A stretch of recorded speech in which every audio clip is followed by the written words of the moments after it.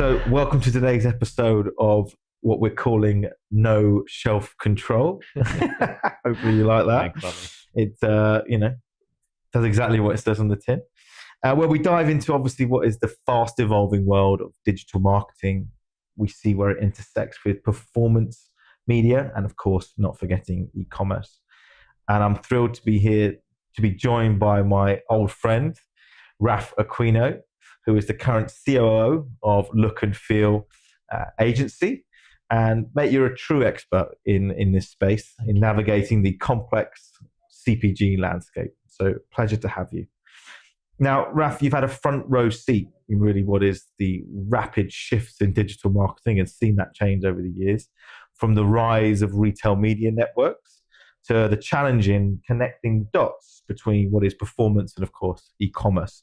And today, hopefully, we're going to dig into these big questions like what's next and how are CPG brands staying competitive in this space? And most importantly, how can we all prepare for the exciting but yet inevitably unpredictable future of digital? So before we get serious, let's kick things off like we always do with something a bit more lighthearted. Of course, yeah. So Raf, I want to ask, if you had to describe the state of digital marketing in 2025 in one sentence. The state of digital marketing in 2025 is chaotic.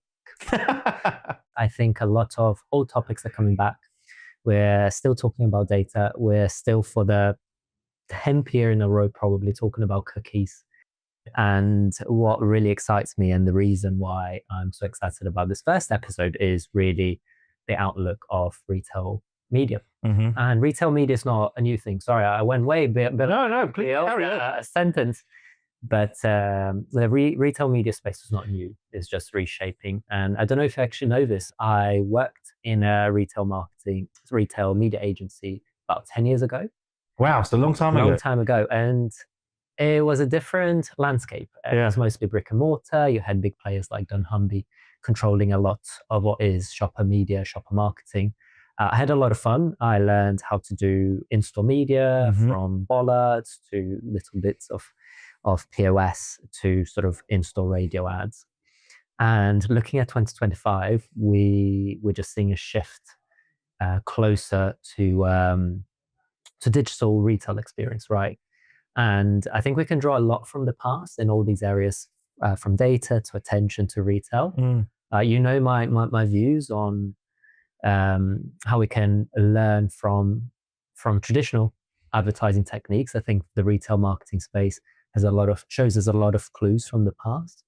And in 2025, despite this chaos, I think there's a lot of exciting things. I really see an emphasis on simplifying, on making the online journey a lot more interesting, more accessible, a little bit less intrusive. And I think retail marketing is at the forefront of that. Let's jump into perhaps sort of like strategically, what's your focus for 2025? And I ask this a lot to people that we have discussions with, podcasts, or whether it's white paper interviews. What are your main priorities as a digital marketer this year, particularly in the context of performance marketing and perhaps where that intersects with sort of retail media for some of the brands you work with? Yeah, of course. So needless to say, from my experience at L'Oreal as head of AdTech, my priorities are going to significantly lie around technology, around AdTech.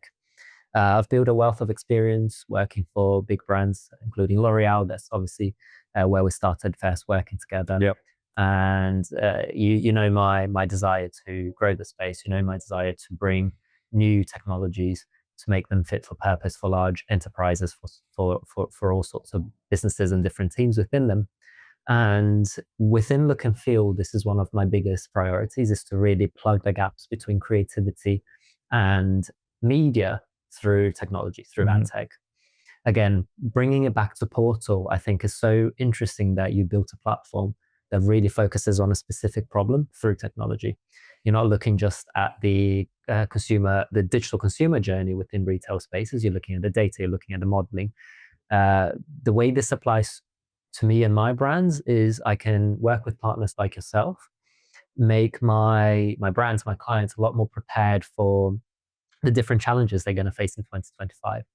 I think, again, a platform like Portal will address the issues of privacy, It will address the issues of silos, retail silos. Will really plug the dots, especially when you're looking at different data sources for retail media, whether it's social media, programmatic, standard retail digital media advertising.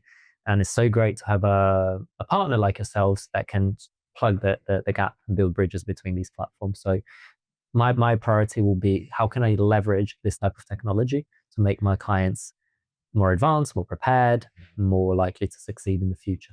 I love that response. I want to dive a bit deeper into how that consultancy for clients has changed over the years, right? So typically as a L'Oreal, when digital was in its infancy, you were perhaps spoon feeding the client a little bit on what, or even as the client yourself, being the emergency of very basic digital. And we're now in a world where it's changing every single day, and we have traditional offline channels that are becoming more digital.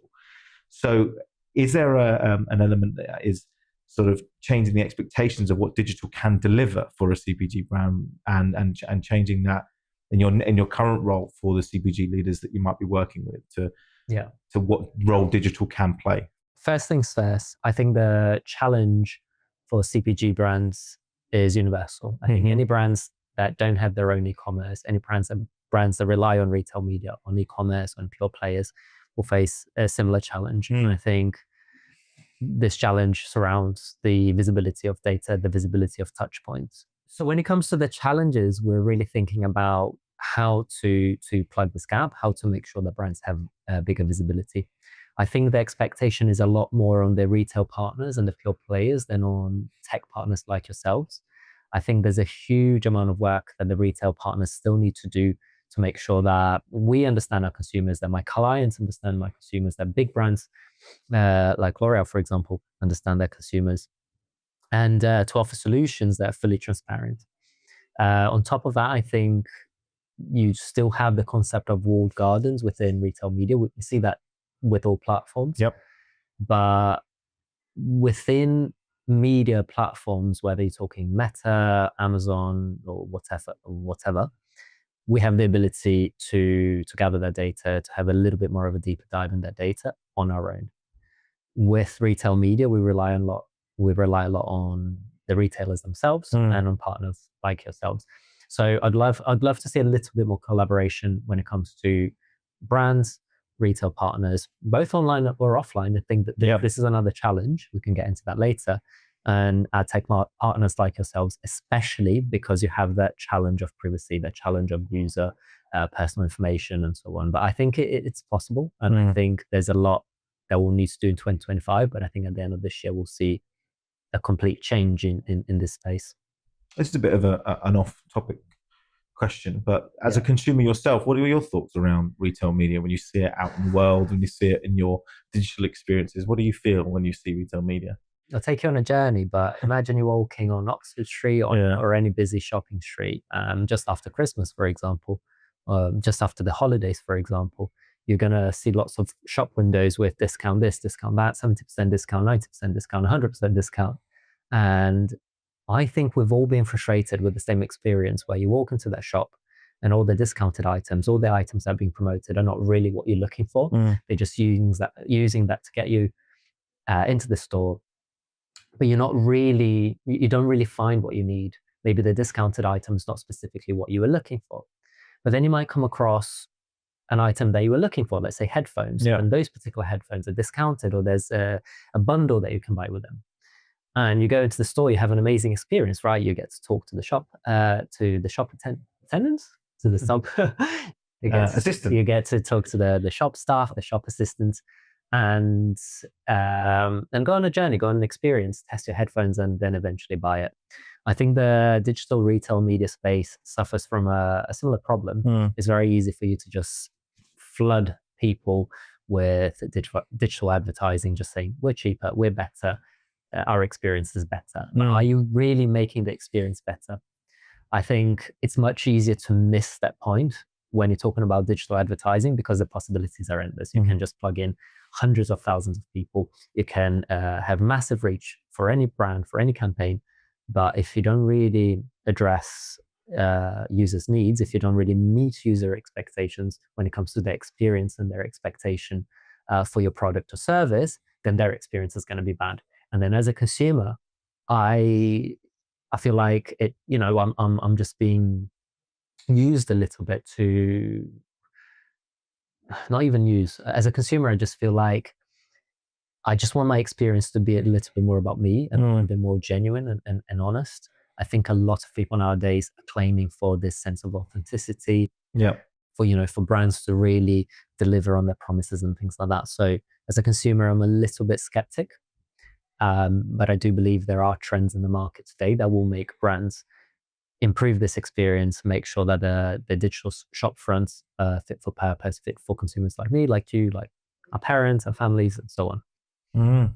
But I suppose there's another side of that story, right? Which is you have to have the retailers providing that level of inventory, that capability to make that shopping experience more personalized. Yeah. And so would you be, where would you place retail media in the funnel, in terms of where brands should be buying retail media versus running their own offsite branding or consideration? Yeah. So what would your advice be on that front? It's a very good question, actually, and one that I don't think any of us think about enough.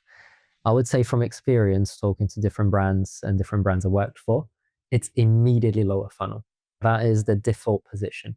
But again, when we're talking about the digital shopfront being a similar experience to any brick and mortar experience, you should really look at the whole funnel. Coming back to brick and mortar, you might walk into a shop to just smell a fragrance, or test the product. You might not buy it for 6 months. You might be thinking about your shopping list, your Christmas list, your holidays, your presents, your gifting lists. A lot of consumers will come in and immediately buy. They might be excited about a discount or about a new release. So I think when you look at the whole funnel, retail media will really work for your brand across every single stage. Get your consumers excited about your brand, about your new release, about a product that only you have. Start engaging them through communication, through education, through anything that can get them closer to your brand. And then finally, when they're ready to buy, they will. So it's in that moment that you should advertise to that customer. Exactly. I still think the majority of the focus will be on lower funnel, of course. There's a reason why that's the default position, but I think you can work yourself backwards through the funnel. And again, going back to my point of making the experience. Yeah, for sure. So where do you think the challenges are there? For perhaps there's a disconnect between the brands media that are running awareness and consideration and perhaps online. Yeah, the biggest difficulty, I think, to really tap into a full funnel retail media experience is the inability to be able to test your products. Unless you're selling a service that is fully digital or a product that is fully digital, there's no way for consumers, for people to really try that product. So again, you're selling a platform or a piece of technology or on a Spotify. But how do you do that for a cleaning product or for a perfume? Perhaps somebody's working on that in the background. Who knows? Well, I suppose talking about emerging technologies, I mean, AI is a pretty big buzzword, right? Pretty big buzzword. Do you come across sort of emerging technologies within where AI, and you can argue that perhaps machine learning can be classed as AI in this space, where that intercepts with attribution models? Where perhaps have you seen the biggest challenges or opportunities in implementing technologies like that for a CPG brand? I think AI for CPG brands or for AdTech platforms fits in two places. One is the back end of a piece of AdTech or of your research, of your insights. So a little bit of a back office work there. I think every single brand, every single AdTech needs to be looking at how they integrate that, whether it's just for efficiency, just for speed of finding information, or for powering their tools. And I think that this is, again, the default position for majority of brands. As a consumer and as a specialist, I think things get really interesting when you can make AI interactive, directly interactive. So I have really good experiences from tech that I use now, where you can just use your prompt through an AI bot and it will give you the answer straight away. Whether you're trying to find some information, some data within a dashboard, or connect two pieces of tech together, and instead of trying to figure out and go through Google and YouTube, you go on an AI model normally built within your brand, your business, your technology, and just making that process a little bit quicker. So I don't think AI is a big hype. I think it's here to stay. It has a use. It simplifies processes. It makes the gathering of information a lot easier, and it's time to start implementing it. Yeah, I would agree. I think interesting take on sort of where it can be used in its different forms, and I love generative AI. I think it's really interesting, and I can't wait for what comes, especially in the advertising world from a creative point of view. But I think it has some incredible uses, more accessible uses now in the terms of data and modeling, because there are some open source AI models out there. I think we all know which ones we're referring to, that are incredibly powerful, that you can expose data to and actually get an understanding of the modeling power that sits behind machine learning. Gen AI is another category. I think a little bit more investigation will need to be done by brands. Obviously, you're talking about generating images. You're talking about potentially dipping into false advertising and also playing with people's insecurities. I do love that majority of platforms already have that in mind and being very cautious with their approach. So I think anything to do with AI, as long as it's done respectfully and thoughtfully, it will work. So you talked about ad platforms there, Raf, and that's a really interesting point. So given your experience in ad tech, how do you see ad platforms like Meta, Google, TikTok evolving to better serve the CPG advertisers and brands? And what do you think perhaps is still missing today in that current ecosystem? Yeah. So to go direct to the point, you got two big players here. You've got Meta and Google. And you're talking about your search campaigns, your display and video campaigns, and your social campaigns. TikTok coming in very strong as well in the space. The biggest issue that these platforms face, again, is the lack of visibility over what happens to their data. And I think it's actually gone the other way. Obviously, we had GDPR come in. It's become more difficult to share data between platforms, which I think is completely good and correct. But what platforms really need to do is start collaborating closely with the retail partners and platforms like Portal again. There are going to be gaps in visibility, but for example, Meta does collab ads completely fantastically. It's amazing the way that they do it, but we still lose that data point. We can't see the full journey, and we only rely on collaborating and partnering with a retailer. What platforms could do a little bit more is finding ways to integrate their technology through consent into the retail spaces, especially when you're talking about your big supermarkets, your big retailers, e-retailers, e-commerce players. I don't actually know where these conversations are going. I think it serves the retail partners really well to have that data their end. And I think to some extent, it also serves the brands really well. But as the digital space as retail media starts growing within the digital space and moving a little bit away from the brick and mortar space, it's important to look at these collaborations a little bit more closely. So Raf, just to wrap up, maybe perhaps more the sort of serious side of the conversation before we get into a few sort of fun finishing questions. What's one piece of advice you'd give to a CPG marketing leader who's preparing for the next wave of digital transformation? Probably completely biased as having worked in AdTech for a number of years, but what really has helped me through my career, through my personal development and the development of my brands, is to partner with AdTech providers. There is so much that brands cannot do on their own. There is so much that big platforms will not offer. So the reason why I'm here today with you, with Portal, is to really share some of my experiences using AdTech. I've looked at your technology, looked through your platform. I do believe that what you're doing is right to give brands that wealth of data through a variety of different e-retail spaces, to gain that through user consent, through consumer consent completely. So it's transparent, it's unique, it's very strong. If brands start adopting Portal, of course, but lots of other different ad techs, they can do a lot more. So again, maybe a little bit biased, but if you are trying to grow your brand, find your perfect partners.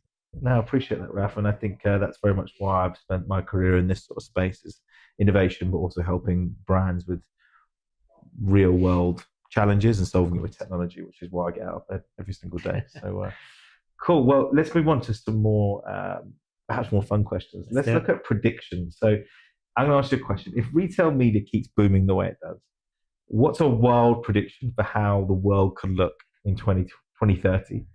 Could we see, for example, more in-store digital billboards delivering personalized ad experiences in real time? What's your take on that? And what do you think the store looks like, or digital and physical store looks like in that year? That's an easy one. It's either a Minecraft or a Roblox storefront. I don't know.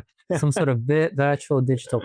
Look at what the kids are doing today. Yeah. They're growing in the space. They're going to grow up. They're going to be very intelligent young adults. They're going to build these digital spaces. Just wait another 5-10 years. Generation Alpha is going to come, change the game. So digital, virtual, engaged spaces, I think, is where it's going. So what do you think that means for the physical store then, if everyone's going to be in the digital world? I think they're complementary. You still want to go to a physical store, but if you can have your first experience digitally, I think the world outside will always exist. It doesn't mean you can't have a really fun experience. And then pet peeves, Raf.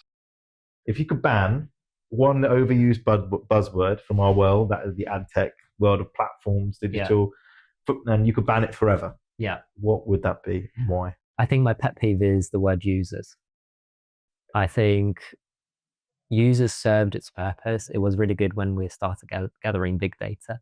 But I think now we lost track of what that actually means, and we're looking at quantity over quality. So easy to get lost on a wealth of different data points and forget that we're actually communicating with people like you and me. We're not users, we're not numbers, we're not graphs. We are consumers. We have families, we have dreams. We want to engage with products meaningfully. So I don't want to be a user anymore. I just want to be a person. I don't mind consumers. You feel used as a user. I feel used, yeah. Tiny bit. So we are banning that word from AdTech as per Raf's instruction. I like that. And then finally, it's a bit of a what-if scenario. Okay, so imagine you were tasked with building the ultimate digital marketing team, top performing premium level. But your budget only allows you to hire fictional characters. That's the caveat.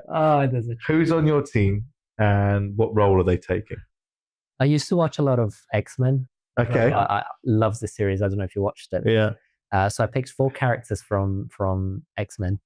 The first one is Jean Grey. She's got telepathy, and I think the ability to predict the future and predict trends would be perfect for what we're trying to do.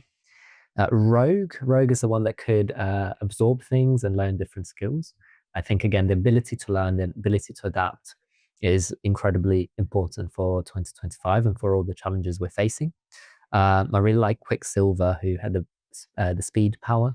Yeah. And again, I don't want the world to go faster, but I think, again, using technology, gaining new insights, learning things will make your job more efficient, smarter, and faster by consequence. And finally, Storm. We live in London. We need to clear the weather a little bit. Come on. And that in turn will make us more efficient in our workday. Right? A lot more efficient. So that's the dream team. Yeah. So Storm to clear the storm. Exactly. Okay, understood. And have clear skies, sunny skies forever. Absolutely. Well, Raf, I just want to say thank you very much for your time. It's been an absolute pleasure. And thanks for joining us. Thank you so much, Ollie. And I'll see you next time. See you next time.